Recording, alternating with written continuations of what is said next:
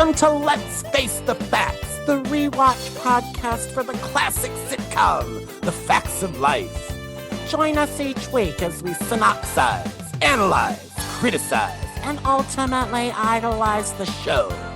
And now, here's your host of Let's Face the Facts, the wonderful David Almeida. Welcome back. It's another week, another show. Thank you for downloading and pressing play. This week, we are discussing Season 9, Episode 9, Adventures in Baileysitting, which had an original air date of December 5th of 1987. And already on the Zoom call with me are Matthew and our very special guest star, Dominik Rothbard. Hi, Dominik. Hi, guys. How's it going? Welcome back. I'm so happy to be back. I just realized, as you said this, the date of this episode is the day after my 8th birthday. So this must have been a very special episode for me because I know I was watching around then. And I do have quite a fondness for this episode. And so I wonder if I was just in like a birthday spirits when I watched it. But rewatching it, I still thought it was great. Spoiler alert. Yeah, I can't believe these words are coming out of my mouth, but I really, really enjoyed this as well. It's a very whimsical episode, isn't it? We have to. Maybe I'm just slowly getting better at releasing myself. At what are we saying? Surrender to the whimsy. That's the catchphrase. This is for our tens of listeners. This is the hurricane edition of Let's Face the Facts. Hurricane Ian came through and hit Florida and blew right through Orlando, right through our fair city beautiful. We had some punishing rain, some punishing wind, and thankfully Matthew is still with power and internet. I am still with power, and I'm recording this on my phone, which is why the audio may sound a little bit weird. But you know what? Neither snow, nor sleet, nor hail, nor hurricane can stop us from providing you, our faithful listeners, with this powerhouse of entertainment each and every week. Jesus, Beverly Ann. Oh, yes. I feel like it was a missed opportunity having me as a guest for the hurricane episode when you could have had Flyman himself, Michael Damon, be here. I'm sure he's not doing anything, and he would love a hurricane themed episode. Oh, truly, like Michael Damon is rock on, and then he's Flyman. She is in a different world, and then it stops. I did not follow what happened after him, after the 80s. So I don't know. But when I think of hurricanes, I think of Flyman. That's all. I don't know who you guys are talking about. All I remember is a character that Joe referred to as Flyman. Who is this Flyman person that you're talking about? I mean, Earlier I was watching Superman 3 and I was thinking about Batman. But I don't know who this Flyman person is. Anyway. We'll tell you after we finish recording this. We'll bring you up to speed, Matthew, on who that is. Yeah. Thank you. So we're really happy to have you back, Dominik, as our kindred spirit, fellow Facts of Life podcaster.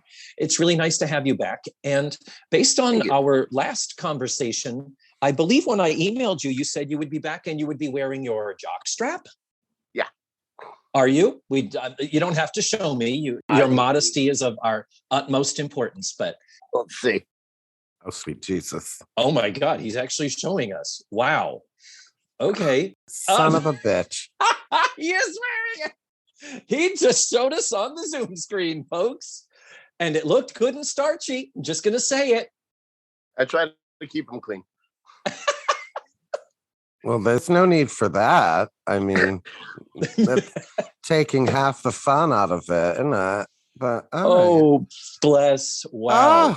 Why don't we have more guests that are willing to show us that?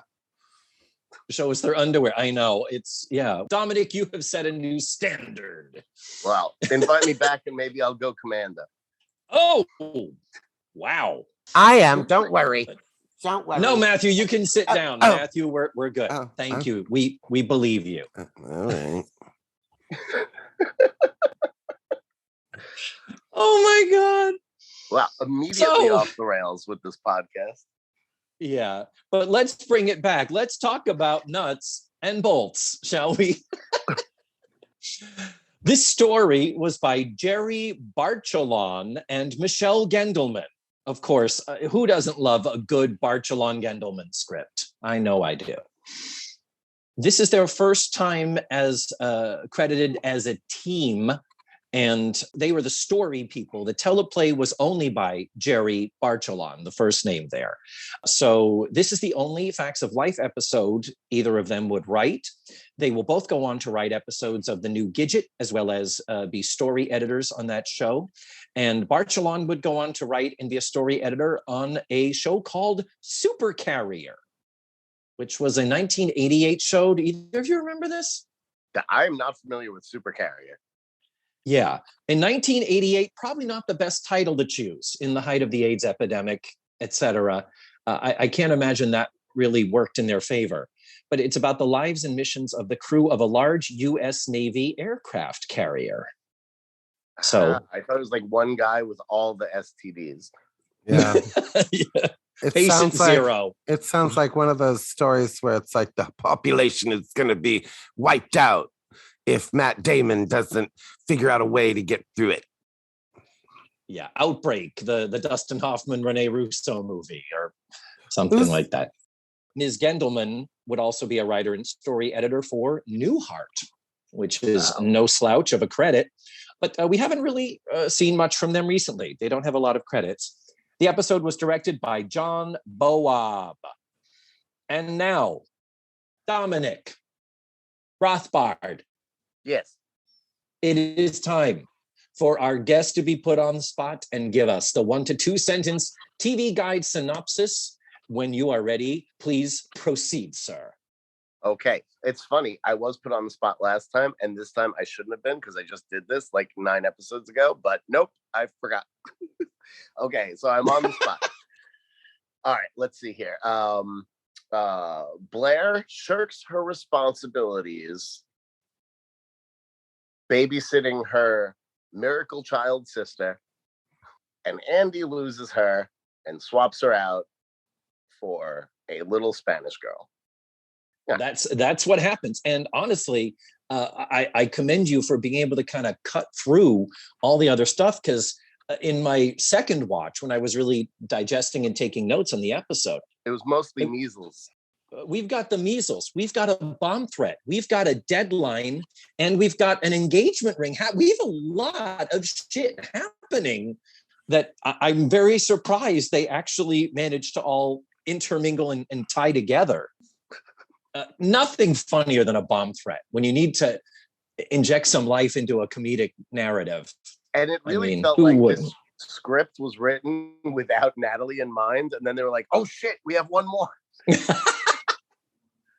Like, Natalie's plot was basically the writers trying to figure out a plot for Natalie. I felt that way about Pippa.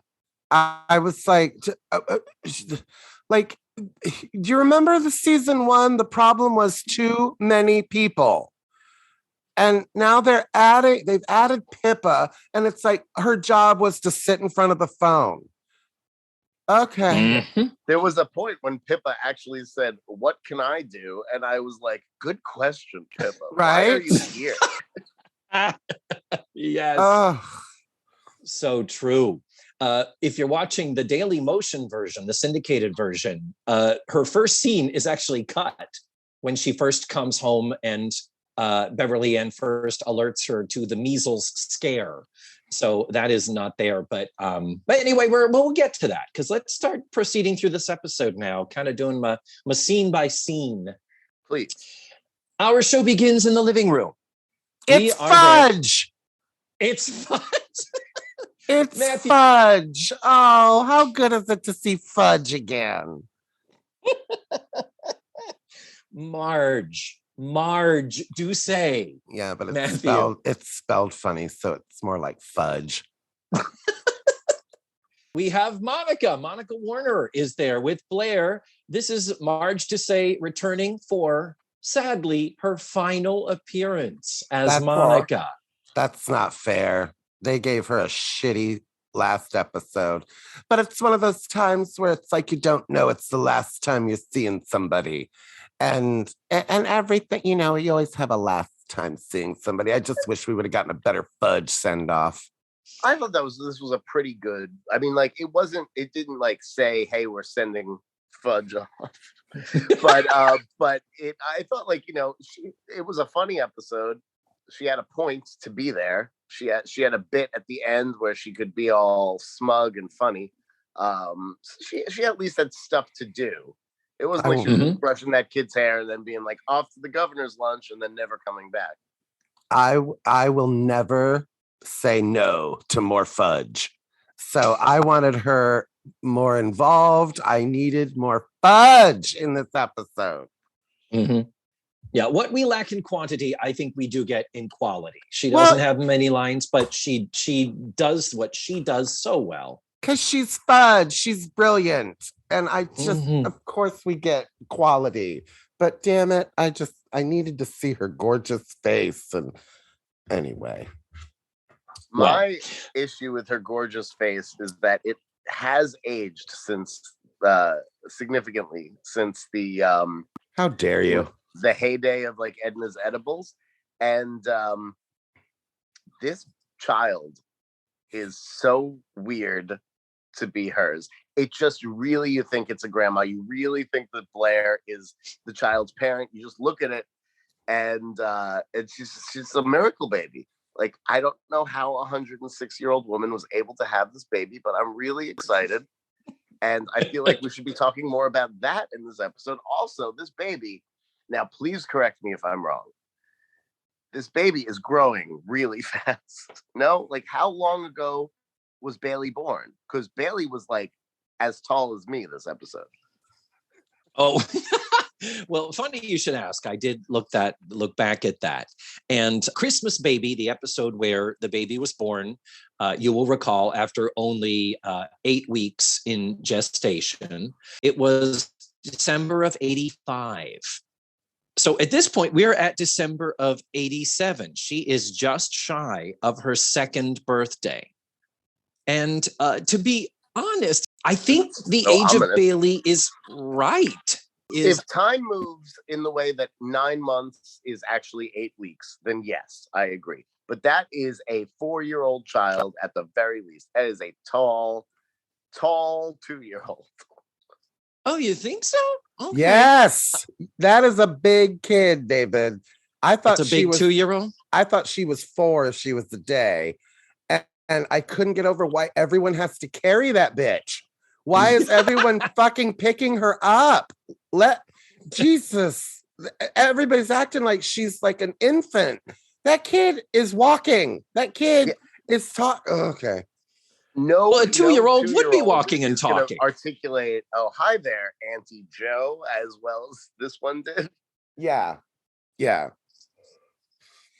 I guess I have no frame of reference. I can't say anything, but at least as they write her and as they have directed this, carrying her, they're treating her like the age that she ought to be. Yes, because everything except for the actor is right. Like although like who's gonna take a 2-year-old to the movies? Like that's annoying.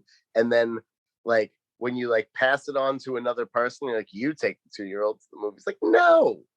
By the time you're playing telephone, and it's now the third person that's in charge of this kid, the movies are out. Put on the television.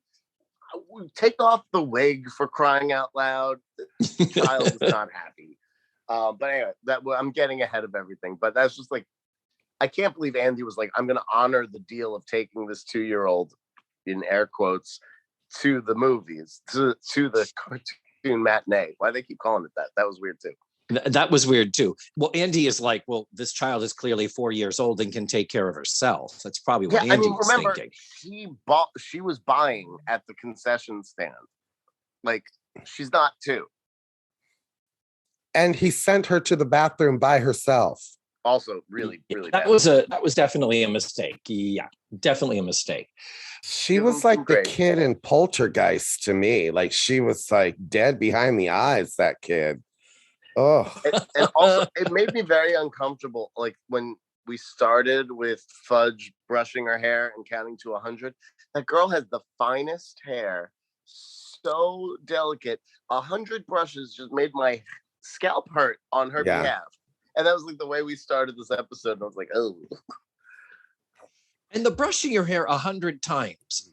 I swear, didn't we see like Samantha on Bewitched doing that shit? I felt like that was such an outdated thing. Is that a thing? Yeah, but like Samantha I don't know. had big, thick hair. Sure, it probably required it. It's been processed many times. This little girl's poor head. I wish they would have made that little girl into a mini Monica and put like a bouffant, like 80s wig on her or something. And I just wanted her to be like a little miniature Monica. That would have been awesome. But that's just me. Put her in a baby wig. Why is Monica going to the governor's lunch? Because we need a reason to have Blair looking after Bailey, her baby sister. And remember the baby that Monica didn't want to have, and Blair convinced her and said, let me have the baby, let me raise her. Okay, at the very least, I will be heavily, heavily involved. Yeah, not delivering on that promise in this episode, Blair Z. No, she seems to hate this baby. No. Well, anyway, that's what we've kind of already gone through. What happens here is that Blair is looking after Bailey for the day. Monica's going to be gone. So it's like, gee, I hope nothing goes wrong with that.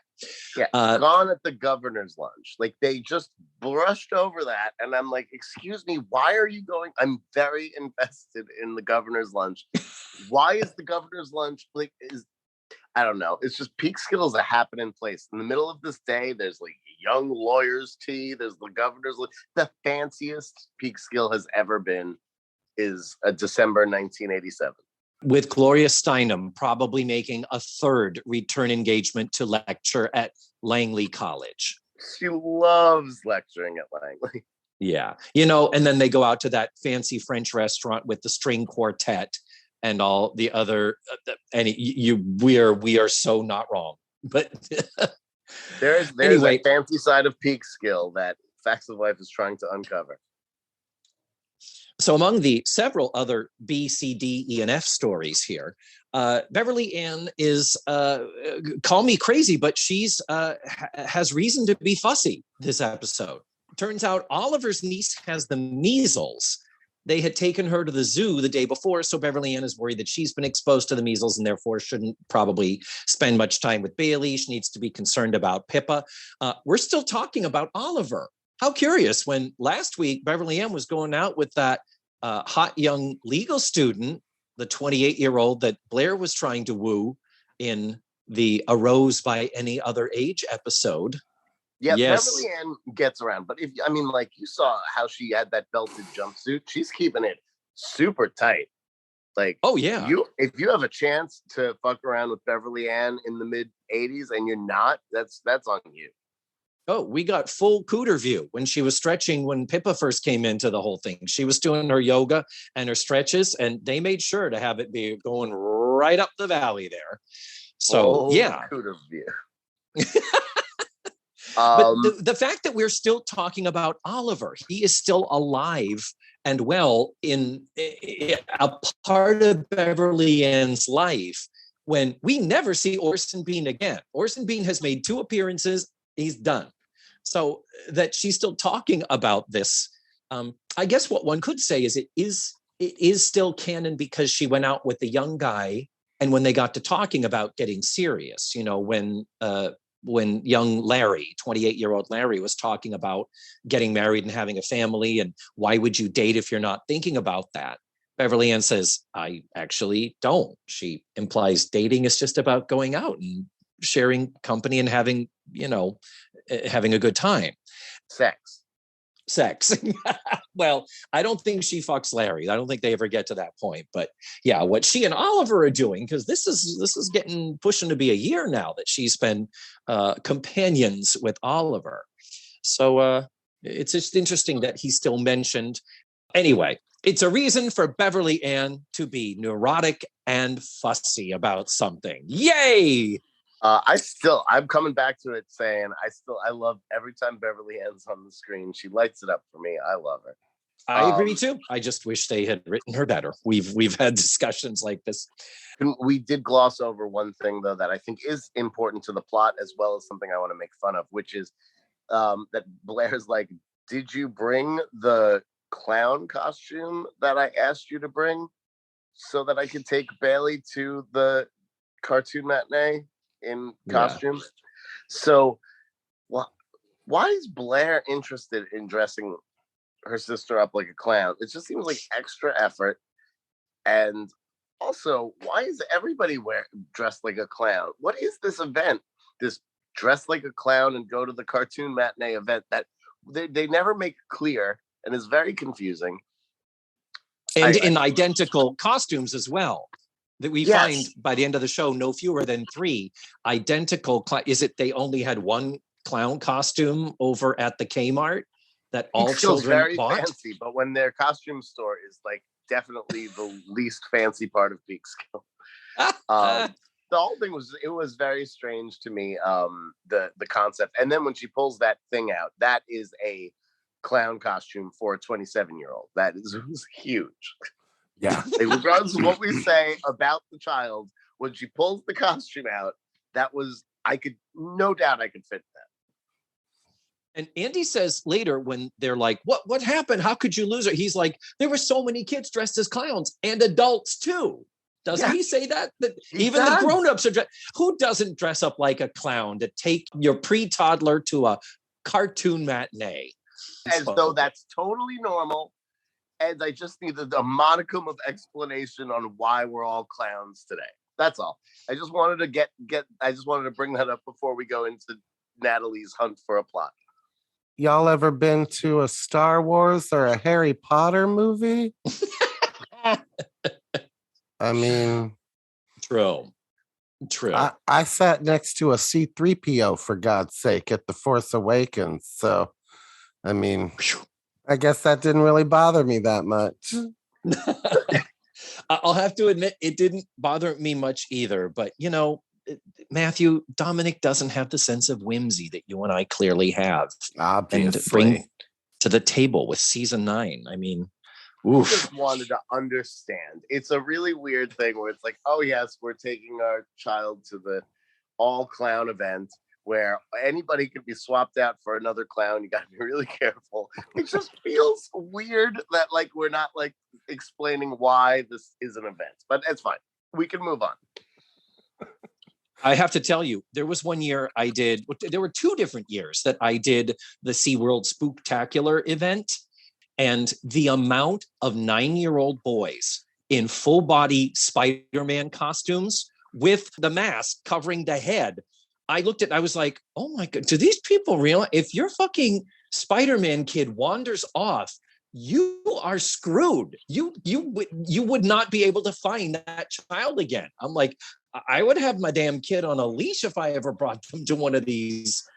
Particularly if you're wearing a licensed... It's like a web leash, so it's on brand, You go, tweet! Yeah, exactly. So to me, in my brain, if this wasn't a clown, if this was we're dressing like Blippo the Clown because it's a series of Blippo the Clown cartoon shorts, but it's not like me to want to complicate things. Blippo, and so all the kids want to dress like Blippo. We're going to meet Blippo. Yes. This is a local like car dealership person is sponsoring it, and the kids are excited to meet Blippo. We just fucking fixed this. Yeah, I don't think it needs to be a movie that kids cosplay for, but that's fine. Move on. Well, more disturbing than all this clown costuming, Joe is in a skirt, and I found it to be a little upsetting. Do you have any thoughts about that? I wrote that she looked like a linebacker. Her boobs were like too high, and then it made the whole thing look like she was hiding a pregnancy. Like, it was very strange. I'm not even saying she was fat. It just like was very square. And yes, the boobs were too high. Lower those guys. All right. David likes boys in Spider-Man costumes, and Dominik likes low-sagging, low sweet chariots.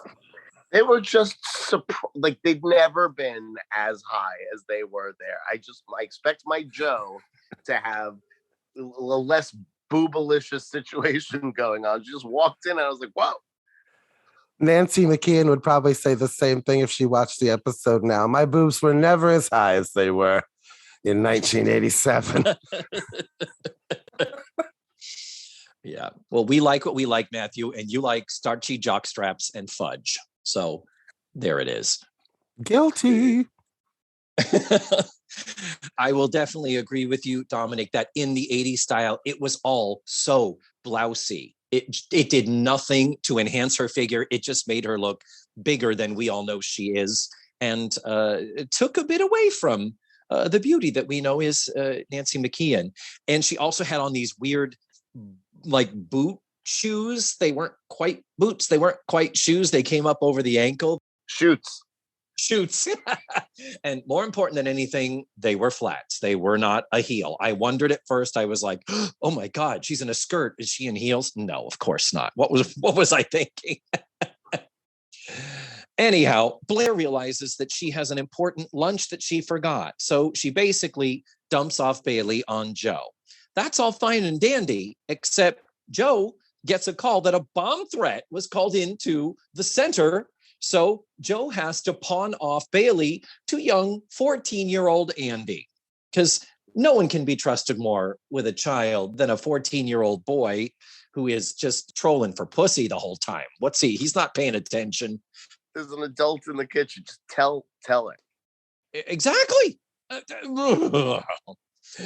Anyway. Although, like, can we just say, if there was a bomb scare at any building, the first thing that anybody would do is not call, oh, we have an employee that's not in the building. Let's call them and have them come in so they can get exploded too. Yeah. And why is it Joe? It's like, call Casey. He's the one that fucking runs the place. What are you calling me for? I'm just on the payroll. That's above my pay grade, bitches. Well, and the fact that Joe had to be like, get everybody out of the building and call the police. Like somebody was sitting in there going, we have no idea what to do. There's a bomb threat. Call Joe? Should we just sit here and hope, or what do we do? And Joe had to be that. Like, why not a pipe burst or something? Why did it have to be like everybody else? Because here's the thing: everybody else is not going to write a story about a pipe bursting, but that's probably what it was initially. And then they still needed to figure out a plot for Natalie. And then, make it a story. But the bomb threat was the only reason of all the reasons to dump Bailey. The bomb threat was so severe. Whereas Blair could have, like, if it was like, oh, I have a meeting with my advisor or something that I can't get out of. It was a T, Blair. It was a T. This is when you go, I guess I'm not going to go to this tea today.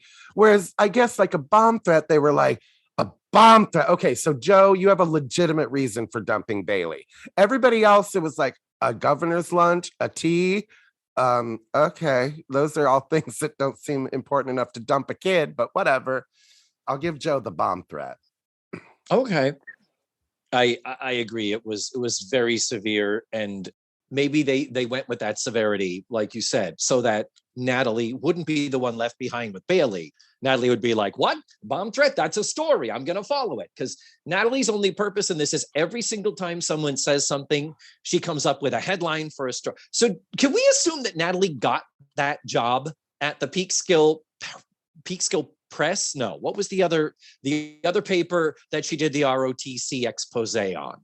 Can we assume then that she got that job and that's what she's writing for? Because we don't know what other journalism work she's doing, correct? I believe she does say it's the Peak Skill Press.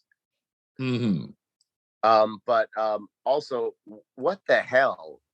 Does the Peak Skill Press just assign articles like find a news story? Yes. Find some news. And it's that was my question as well, because I have several friends who've written for newspapers, and that's not at all how that works. At all. So we come on, pretend like you know things. Also, Tootie, Natalie was so mean to Tootie when she was like, "Is it cold outside?" And yes, that's a dumb Tootie question, but like, it didn't really need Natalie to say, "It's winter in New York. Wear your bathing suit." Like, whoa, like really intense. Yeah, but don't put a coat on your child dressed in a clown costume. No, not that cold, but yeah. And let's not ignore Tootie's little storyline here. So we have Natalie with the article. We have Joe with the bomb threat. We have Blair looking after her sister. We have Beverly Ann calling home to Appleton to try and find out if she ever had the measles because she can't remember. And she's telling that plot to people. Like, she tells that plot to Pippa with so little explanation. Like, if you recall, it's like, she's like, "Pippa, we may have the measles. I need to call my doctor and find out my records." And she's like, "You think they're gonna have them?" Like, she's like literally like so orienting the way Beverly Ann explained the records thing to Pippa, and she just like, she didn't ask any questions, even though there were like 5 questions to ask, and instead it was like, "I'm gonna make an old joke." I thought that was weird. That's Beverly Ann's MO throughout this. Is like, she's on her own plot and she's just kind of spouting her own storylines, and everybody's doing something else around her and not listening to her. It's very strange.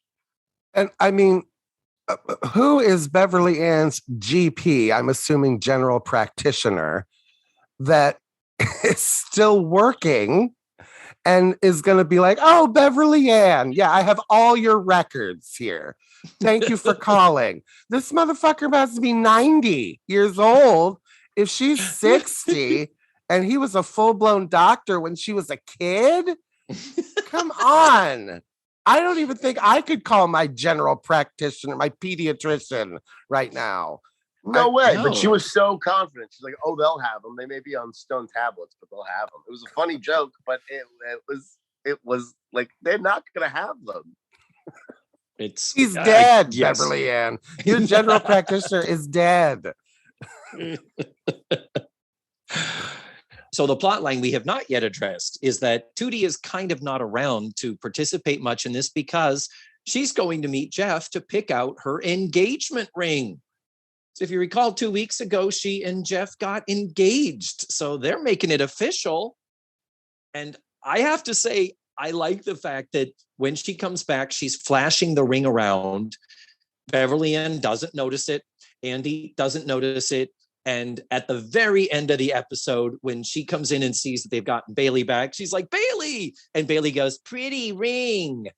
It's just, I think it's cute that they brought that all back home. They interwove all of this stuff well enough, I guess. Maybe the Beverly Ann thing was a little bit off in a different place, but isn't Cloris Leachman always, really, when you think about it? It's true.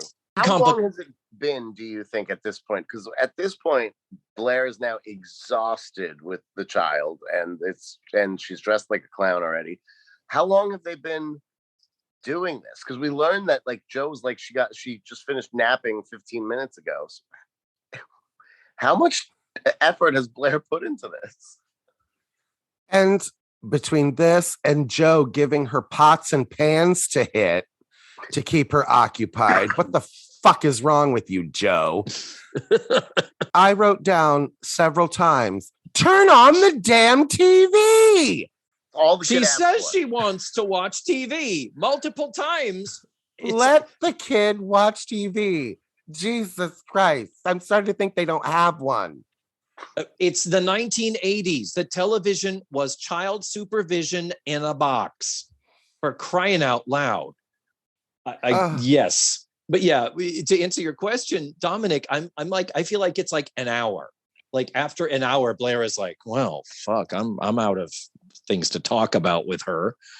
Joe says that she woke up from a nap 15 minutes ago. So, I don't know, but yeah, they imply that Blair has very quickly run out of any way to engage with Bailey. That wasn't just, exhaustively tedious for Blair. Rethinking your stance on abortion now, Blair? But the complication is after Andy is sent off to the cartoon matinee with clown-clad Bailey, when he comes home with clown-clad Bailey. Thank you, Beverly Ann. With clown-clad Bailey. Dude, I can't shake it. It's the spirit of Cloris infiltrates me. I love that you think it only started when Cloris came on the show. But okay. It's my favorite aspect of Beverly Ann. I get that it could drive you wild, but everything that she says is so odd. It's like you took the long road every which way that you went and made a bananas paragraph. And I'm so happy that you did, because nobody else is going to take the time to go that way. So that was fun. Well, thank you. I'm glad you appreciate that we talk. So when she pulls the wig off of quote unquote Bailey, we do not have a little blondie, pale, blue-eyed, entitled white child. We have a darker complected, dark-haired Latina child. An illegal. And no, stop. I'm just joking. No, Jesus Christ. But a very funny, this is Cloris at her comedic best when she's trying to talk to the child after commercial just to find out who the fuck she is. She says, "What is your name?" And the little girl goes, "Kay." "Hello, Kay. I'm Beverly Ann. And what's your last name?" "Como?" "Kay Como." Oh, isn't that she is just so invested and it's clueless. One of my favorite jokes of sitcoms. Like the Kay Como bit has lasted with me since I was a kid. I thought it was hilarious then. I still think it's hilarious. When Cloris Leachman died, I actually isolated that specific clip and posted it on Facebook, on the Facebook. And yeah, I just absolutely love that bit, and I really love it when Blair just absolutely keeps running with it and just very sincerely, "That's how we found Kay Como." Like there was so many good moments that fucking cracked me up every single time. And like serious as a heart attack, because it was when he sent her into the ladies' room, and being a 14-year-old boy, he's like, "I'm not going in the ladies' room with her." And, well, did you bring her into the men's room with you? No, she had to go. And honestly, that kind of did work for me. I was like, I imagine a 14-year-old would be like, "What? You don't bring a little girl into the men's room." Well, totally. It's like, yes, you do when you're a dad. Even I know that. But this whole thing of Kay and Como is so fucking ridiculous and funny. And I have to say, the 2 points where the show lost me, where even my extended sense of whimsy had to go, huh?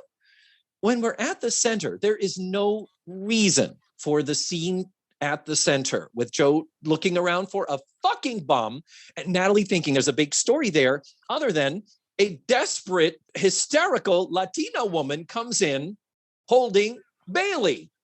And it's like, so that's just the most bizarre coincidence. Is it like, oh, so is the movie theater next to the center? Is that David? Nobody knows how to handle a crisis. They have to talk to Joe. She would have to go to the center. The center is where you go when you have the wrong child. When you have the wrong child. She didn't know to go to the police because she didn't talk to Joe beforehand, where Joe said, "Call the police." Like, just like she did with the bomb threat. Yeah, you're right. Yeah, I didn't think about that. You're totally right. Yeah.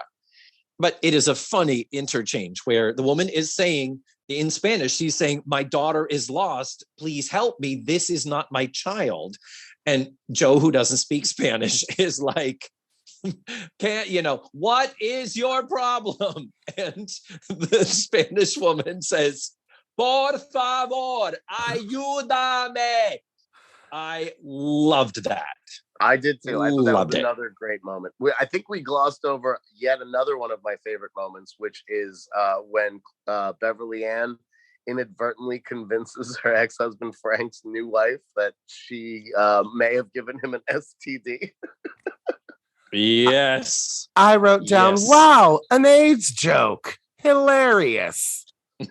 I mean, it could have been chlamydia. I literally went chlamydia in my head, but you're right. Yeah. In like, 88, you think that was I assumed, no, I guess she left Frank like to join the show. Is that right? She was like, it wasn't like, yeah. Okay, Well, Frank so had an affair. possible. Yeah, that ended the marriage. Yeah.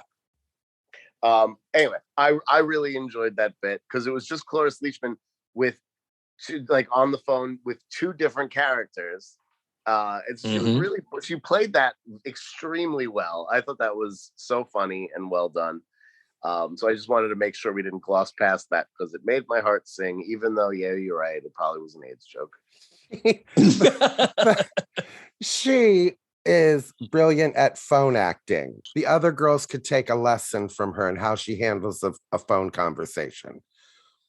Oh, and I also liked Lap Time with Bailey, which was like nap time, but it was lap time where Blair puts Bailey on her lap and then reads her itinerary for the week and was teaching her numbers. And when she went 1 and 2, and then she went, oh no. And Joe was like, oh, that's as far as she can go. That was another solid laugh for me. I thought this episode was really peppered with some really good jokes. I would agree. My favorite one that actually made me laugh out loud at the beginning was when she goes, how are we? To Natalie and Tootie, and Natalie turns out with that smile on her face and goes, we are suicidal. Yeah, I laughed. Great. I laughed at that. I laughed out loud. I did too. Agreed. There was the concept of, basically Natalie teaching what suicidal was to a 2-year-old, which I enjoyed. Yeah. Beautiful. Yes. Good moments, really and truly. And when she walks into a place where there's a bomb threat, right behind Joe goes, boom. that was a little dark. I mean, come on. Mm-hmm. I found myself giggling throughout the whole thing. Like they never really, like even at the most dramatic moment, you have kind of the best joke of it. Like with the and that's where you found Kay Como. Like it's like they, even when like you're trying to pull all the drama from this episode, they really, shoot you in the face with a water gun, and it's great. Yeah. So the next thing where I reach the limits of my whimsy is that when Bailey says, hi, Auntie Joe, and they realize that this completely random woman who has walked into this random location happens to have a child that they know, they're like, wait, what the fuck is going on here? So then they say, let's take her to the police station and take Bailey home. So let's look at the timeline of what's happening off camera. Later, we're at the house. Joe and Natalie come home with Bailey. So presumably they took the mother, the Spanish-speaking mother, to the police station and left her there. So that's all fine and dandy. Well, Beverly Ann and Tootie have taken Kay Como. They were going to take her to the police station. So when they called the police station, there was no crossing of lines saying, oh, you've got a missing kid. We've got a woman here looking for a kid. You know what I mean? We never find out the fate of Kay Como, of course. I can tell you what it is. It's measles, because she was in the car with Beverly Ann, and Beverly Ann was only concerned about not giving Bailey the measles. But Kay Como, she can get it. Yeah. Yeah. And we never do learn the fate of Kay Como. We don't know that she is ever reunited with her mother because they are not white people. You are racist, facts of life. Heard it here first. So we get only a tiny bit of sitcom lying when Pippa is trying to at least tread water for a bit when Monica comes back looking for Blair and the baby. And then it doesn't last long because thankfully they don't make Monica stupid. Monica's like, okay, bitch, you're going to tell me what the fuck is going on right now. I'm paraphrasing. So then when they do show up, the moment of Pippa saying, well, the truth is Bailey is, hey, everybody, right here. Ha-ha. Perfect time. But then when Blair comes home and Bailey is upstairs, Monica lets Blair think that Bailey is still lost. And they have this mother-daughter moment where Blair realizes how she fucked up, how she's like, oh yeah, I had another human being. I was responsible for the life and the welfare and protection of another human being. And I didn't do it. And Blair breaks down crying. We don't get a lot of Blair crying on the show, do we? Blair's actually playing it as though she lost a child, and respect to her. But Monica is not even giving the slightest indication that she would be worried about this child to convince Blair. She's just like, oh no, the child's gone. Like, like you might as well give it a little bit more oomph, I thought. But Blair's so concerned. So yeah, she was doing some serious Lisa Whelchel acting. Mm-hmm. I felt like, and I could be wrong, but I got that Blair was more upset about being responsible than actually losing her sister. No, I think she was relieved about losing her sister. She was like, that's good, that's gone. I don't have to babysit this kid anymore. Because I feel like if you actually lost your sister, she would have been at a very different level than, oh, I've really messed up this time. You know what I mean? Like there would be some franticness, but instead she was like, oh no, I guess I won't be babysitting next week now. This is the hardest thing I've ever had to say. I lost Bailey. What? No, I would be screaming, oh God, mother, you're here. I lost Bailey. Holy fuck balls. Oh, she's dressed like a clown. I don't know what happened. I had to go to a tea, Mom, and I lost Bailey. Like, seriously, I needed a little more franticness, but you're right. For Marge to stand there totally unconcerned.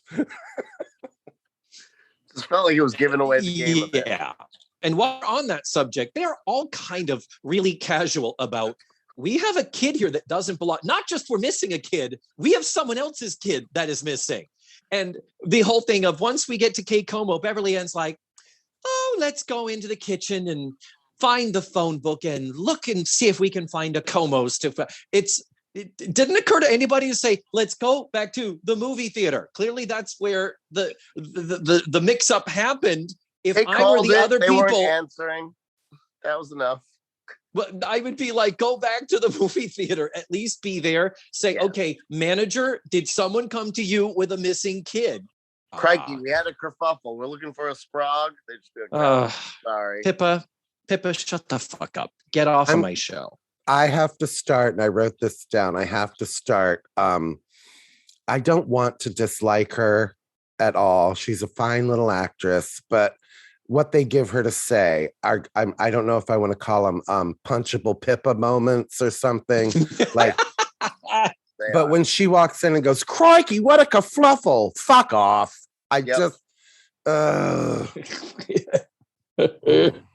We get it. You're Australian. Okay. Mm-hmm. Natalie's line at the end when Blair was like, wait a minute, you were here all along and Mom, you knew and let me go through all that. And Monica's delivery of, well, it was so refreshing, dear, to see you being so honest with yourself. It's like, yeah, that's a Monica line. Marge slam dunk. Great, well done. And then Natalie chimes in. That's why I'm not having my kids till they're 18. Ha ha! Had to get in the Borscht Belt. Had to do it. And then if that's not enough, honey, bring on all the whimsy that you have got when after everything is all put back together, we don't know, did Natalie ever technically get her story? She called them from the thing and said, bomb scare turns out to be nothing. That's the story. Yes. So she's not even writing the story. She's just phoning in a sentence. But after everything, everything that has all flown apart has come back together again, right down to Bailey noticing Tootie's engagement ring, which nobody else has yet. Everything is all wrapped up, and Beverly Ann and Andy come in with a third child dressed up exactly like the other two. And the final line of the episode, we found Bailey. Whackity schmackity do. Didn't think to double check and say, hi, little girl, what is your name? Are you Bailey? You know what I mean? It's like, I mean, it's ridiculous, but I thought it was like the perfect joke ending. Yeah. It nailed that tone, especially the tone of the episode being so silly. Judy said no to an offer of $100 an hour to babysit Bailey. She like did the face painting, and then Blair was like, "I'll give you $100 an hour to just watch her." And she was like, "Nope, I've had enough of motherhood." Are you kidding? She's getting an engagement ring. That's kind of a big deal. I don't know. My thing is, when you paint a child's clown face and then let her paint yours, don't need a mirror. Don't need to show them what it ends up looking like. It's just couldn't have had a compact at least to say, look how pretty, look how funny you look, like you would with a kid. But oh well. As far as a season 9 backdoor pilot, I would not watch this sitcom of Blair having to take care of a kid. I would love to learn more about the Comos. Like, couldn't we like this be a backdoor pilot into the Comos family? Make it a drama about a family that loses their 2 and or 7-year-old daughter. And never gets her back. No, I like the idea of just a wacky Spanish sitcom where it's just full of misunderstandings like, Kay, I'm not Kay. Are you Kay? What? Oh. Yeah. That's what I'm for. Yeah, and they could have used, were there any sitcoms catering to the Latinx population in the late 80s? What did we have? We had let me see, the failure of AKA Pablo in the early 80s. I can't think of what would be like, we had Chico and the Man in the 70s. David, Hollywood was just discovering Black people with 227, The Cosby Show, and Amen. True. The Latins, come on, that's Fox. That's it's like, look, we got Rita Moreno on 9 to 5 6 years ago. Isn't that enough? Come on. So we're at the end of another episode, gentlemen. On the whimsy-ometer, yeah, this came in hot and hard.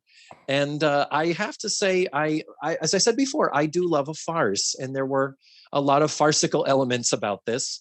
And other than a couple of points where I'm like, they could have maybe tethered it to reality a tiny bit more, I have to say I very much enjoyed this for a season 9 episode. Any final thoughts before we take off, gentlemen? I wish that we had like one cut scene of Monica at the governor's lunch, just so I could understand what she's doing there and how she contributed to this governor's lunch. Whatever it is, I would just enjoy it. It'd be nice. Just a fancy banquet. Put her at a table. Have her just be like, "Thank you, governor." And then like, cut out of it. That's all I need.